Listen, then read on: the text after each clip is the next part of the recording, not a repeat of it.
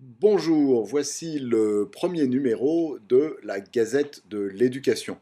Alors c'est une gazette que je voudrais faire sur un rythme hebdomadaire, un peu comme Cyrano, très modestement, la faisait à Roxane, dans le couvent, à la fin du livre. Et on voit effectivement Cyrano qui égrène la semaine en nouvelles de la cour, nouvelles de plus ou moins grande importance.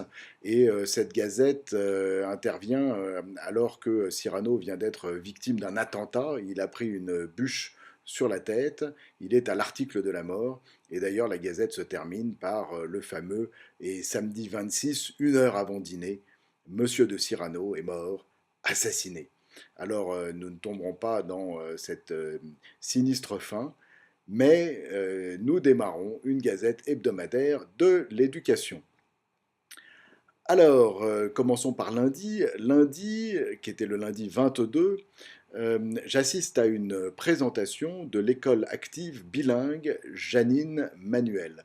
Alors, l'EABJM, c'est une école privée qui compte 3000 élèves. Je crois que c'est la plus grosse école privée sous contrat en France. 3000 élèves donc répartis dans plusieurs sites à Paris. J'ai d'ailleurs visité ces sites. On est frappé par la très bonne ambiance qui règne dans les locaux, dans la cour. On croise des enfants souriants, extrêmement zen. On est frappé par la qualité des locaux.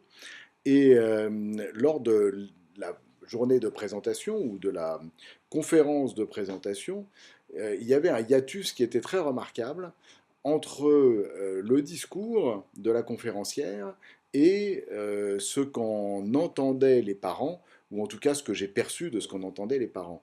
La conférencière avait un discours qui était extrêmement pédagogique. La mission finalement de l'école, selon cette conférencière, était d'assurer le bien-être, presque on pourrait dire le bonheur des enfants scolarisés.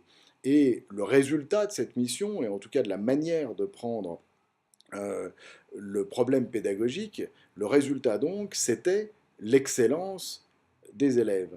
Mais pour les parents, de toute évidence, l'excellence, c'était l'objectif. Et donc, dans les questions des parents, il y avait un raisonnement extrêmement élitiste qui apparaissait. Et donc, le lien entre la volonté pédagogique de l'équipe et la volonté d'excellence des parents crée une sorte de rencontre qui doit être extrêmement difficile euh, à organiser. Et je me dis que dans le projet de collège que je soutiens, ce sujet-là doit faire l'objet d'une grande attention à suivre. Mardi 23, c'est la grève dans l'éducation. Alors, quel est l'impact de cette grève? Deux petites impulsions. Mardi 23, c'est aussi le jour où, avec mon associé François, nous sommes allés au ministère de l'Éducation nationale pour essayer de pousser notre projet de collège idéal. Et alors évidemment, on peut s'attendre à ce que, jour de grève nationale dans l'éducation, le ministère soit son dessus-dessous. Et en réalité, on n'a pas entendu parler lors de notre visite de la grève une seule fois, on n'en a pas senti la moindre conséquence, et il n'y aurait pas eu de grève que je pense notre visite se serait déroulée exactement de la même manière.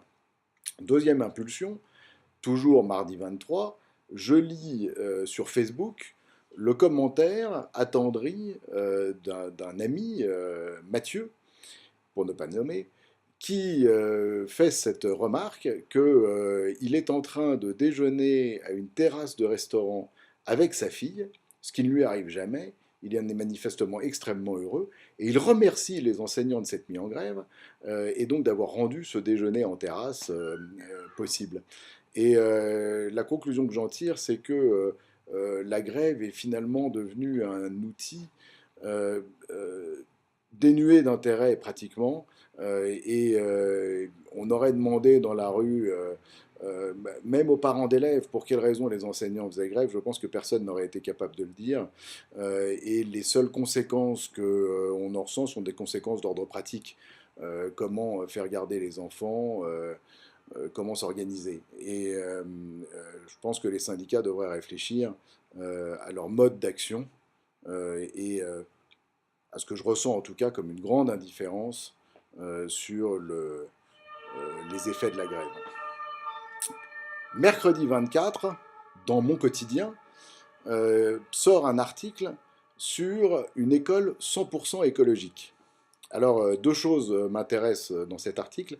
D'abord, le fait que la personne interviewée fait un lien très net entre le développement durable qui est à l'origine de la conception des locaux de cette école et le sentiment de bien-être qui peut en découler, la qualité des locaux.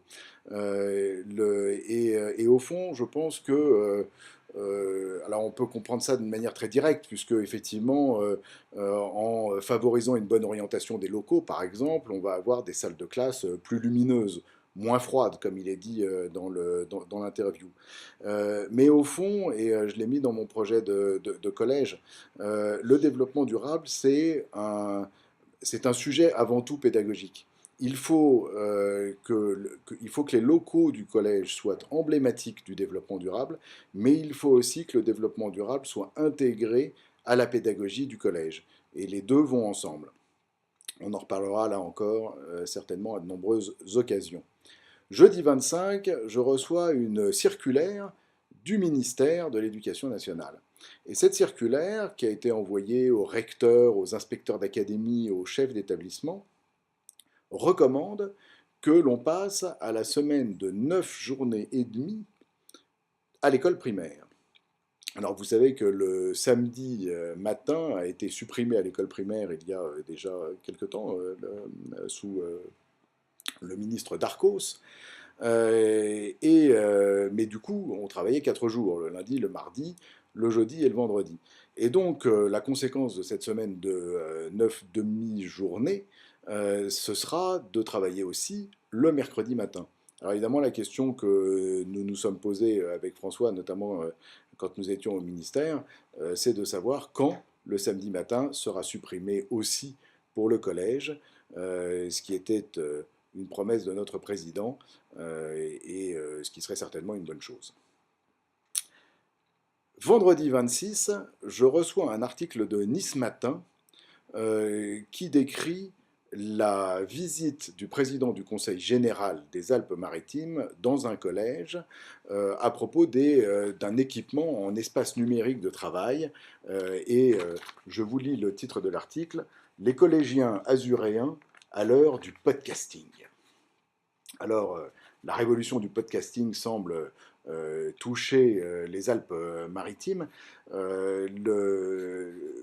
Ce qui m'intéresse beaucoup dans cet article, c'est qu'il est entièrement rédigé sous l'angle, finalement, de l'équipement.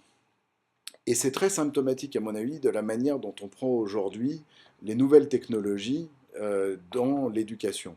En fait, ce qui intéresse la plupart des gens, c'est de savoir si les élèves sont équipés en ordinateur. Alors on nous dit dans l'article qu'aujourd'hui, un collégien sur 5 du département est équipé d'un ordinateur et que l'objectif est d'arriver à 1 pour 1 dans les prochaines années. Alors on va ensuite parler de l'équipement en tableau blanc interactif. Et plus on parle de l'équipement, moins on parle de la pédagogie. Et au fond, on devrait faire exactement l'inverse. Ce qui est intéressant, c'est de savoir comment on utilise ces nouvelles technologies pour changer la manière d'apprendre. Évidemment, l'article n'en dit rien du tout, mais l'article n'en dit rien parce qu'au fond, j'imagine que le président du Conseil général, quand il a fait sa visite, n'en a rien dit non plus. Et que ça n'est pas la manière dont on prend le problème aujourd'hui. On se dit qu'il faut équiper d'abord et réfléchir à la pédagogie ensuite. Je pense que pour le moins, il faudrait faire les deux en même temps. Et samedi 27, Monsieur de Cyrano est mort, assassiné. Enfin, peut-être pas. À la semaine prochaine.